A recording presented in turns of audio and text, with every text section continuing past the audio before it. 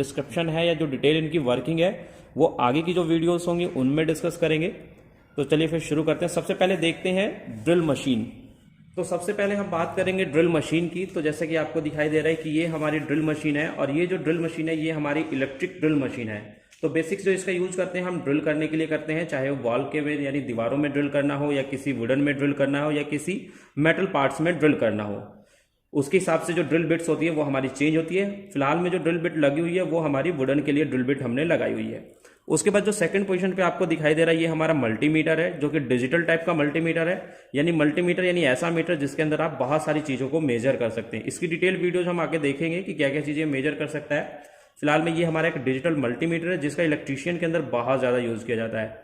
Multimeter की तरह same ही एक हमारा होता है क्लैंप मीटर। यानी क्लैंप मीटर और मल्टीमीटर में डिफरेंस क्या है, सिर्फ यहां पर जो क्लैंप मीटर होता है वो किसी वायर का जो है करंट विदाउट उसको कट किए हम मेजर कर सकते हैं।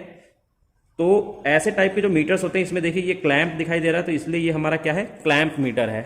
आगे अगर हम देखें तो आगे हमारा जो दिखाई दे रहा है वो हमारा होल सा कटर दिखाई दे रहा है। इसका यूज हम करते हैं मेटल या वुडन में हम होल करने के लिए। जैसे हमें 23 डाया करना है या 22 डाया का करना है या 10 डाया का करना है तो उसके लिए हम होलसा कटर का यूज करते हैं।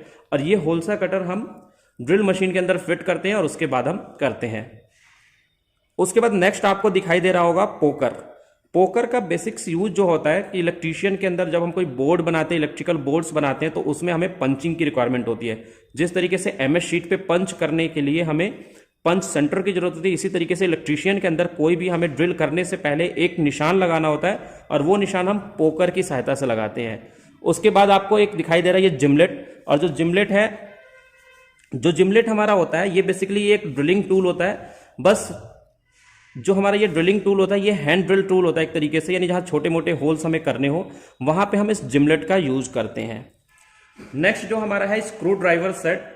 सबसे ज्यादा यूज किए जाने वाला इलेक्ट्रीशियन के अंदर अगर कोई टूल्स है यानी screw driver. Without screw driver आप इलेक्ट्रीशियन के अंदर किसी भी काम को नहीं कर सकते। तो ये पूरा एक सेट है जिसके अंदर माइनस बिट, स्टार बिट को दिया जाता है और एक पूरा सेट रखा जाता है जिससे आप डिफरेंट टाइप के पेचेस को यानी डिफरेंट टाइप के जो स्क्रूज होते हैं उनको आप खोल सकते हो या फिर बंद कर सकते हो। उसके बाद आपको एक हैमर दिखाई दे रहा है। बेसिकली जो ये हैमर है हमारा बाल पिन हैमर कहलाता है।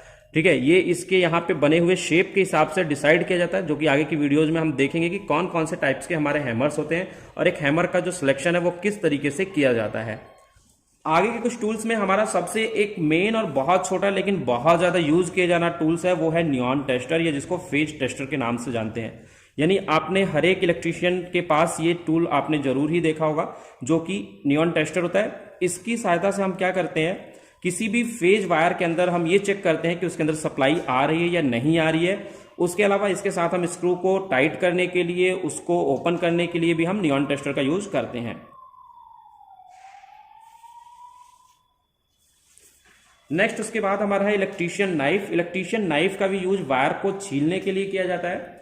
यानी आज के टाइम में तो बहुत कम यूज होता है क्योंकि आगे जो आपको ये टूल दिखाई दे रहा है वायर कटर कम स्ट्रिपर, इसका यूज बहुत ज्यादा होने लग गया है। लेकिन फिर भी हमें बहुत सारी केबल्स और ऐसे वायर्स आते हैं जिनको हमें छीलना होता है, तो उसके लिए हम इलेक्ट्रीशियन नाइफ का यूज करते हैं। तो ये हमारा इलेक्ट्रीशियन नाइफ है। इसके बाद आपको वायर कटर कम स्ट्रिपर दिखाई दे रहा है। यानी इस वायर कटर की हेल्प से हम वायर को कट भी कर सकते हैं, साथ के साथ उसके इंसुलेशन को भी हटा सकते हैं। नेक्स्ट में अगर हम देखें तो नेक्स्ट हमें दिखाई दे रहा है एक प्लायर।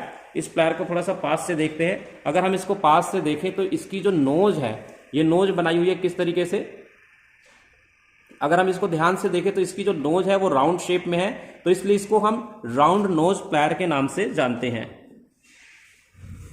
राउंड नोज प्लायर के बाद हमारे पास है एक फ्लैट नोज प्लायर, जो कि राउंड नोज प्लायर के ही शेप में होता है। बस इसके ये वाले जो कॉर्नर होते हैं ये हमारे क्या होते हैं, फ्लैट होते हैं। अगर इसको हम पास से देखें तो अगर हम इसको पास से देखें तो यहाँ पे जो ये आपको फ्लैटनेस दिखाई दे रही है ये हमारा फ्लैट होता है और बाकी नाक की तरह ये लंबे होते हैं, तो इसलिए इसको हम फ्लैट नोज प्लायर के नाम से जानते हैं।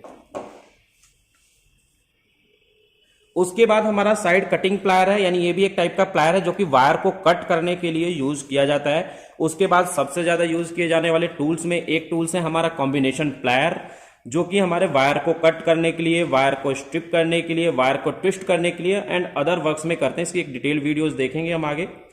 उसके बाद हमारे पास दो एडवांस टूल है जिनका यूज बहुत थोड़े एडवांस लेवल पे किया जाता है, यानी इंडस्ट्री के अंदर किया जाता है। जो कि हमारे क्रिम्पिंग टूल्स हैं। यानी क्रिम्पिंग टूल एक ऐसा टूल है जिसका यूज हर इंडस्ट्री के अंदर किया जाता है, जो कि हम नॉर्मल वायर्स को ऐसे ही कनेक्ट कर देते हैं किसी स्क्रू के थ्रू, लेकिन जहां इंडस्ट्री होती है वहां पे हम वायर को नॉर्मली कनेक्ट नहीं करते हैं, तो वहां हमें उस वायर में लक्स को लगाने के बाद में उसको क्रिम्प करने के लिए जो टूल यूज किया जाता है वो हमारा क्रिम्पिंग टूल्स होता है। तो ये जो दोनों टाइप्स आपको दिखाई दे रहे हैं वो क्रिम्पिंग टूल्स के आपको दिखाई दे रहे हैं। ये एक वीडियो थी जिसमें हमने बेसिक्स टूल्स के बारे में